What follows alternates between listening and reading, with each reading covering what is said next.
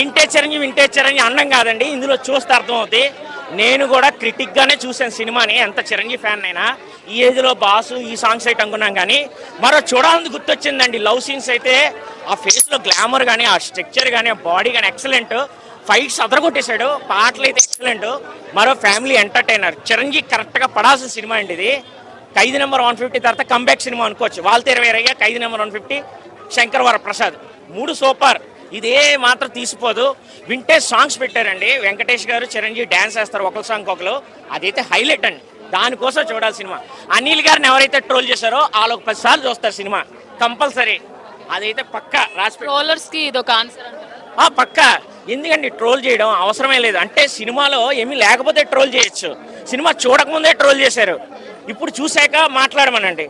Cinema చూడకముందు troll చేశారు, unnecessary waste, controversy waste అని. కానీ సినిమా చూశాక వాళ్ళు చెప్పండి. చిరంజీవి వన్ మ్యాన్ షో అండి. ఫస్ట్ సీన్ నుంచి లాస్ట్ సీన్ దాకా చిరంజీవి లేని సీన్ లేదు. సో స్టెప్స్ గురించి కూడా ఫస్ట్ నుంచి నెగిటివిటీ ఉంది కదా. అమ్మ బాబాయ్, అసలు ఆ స్టెప్స్ ఏంటండి?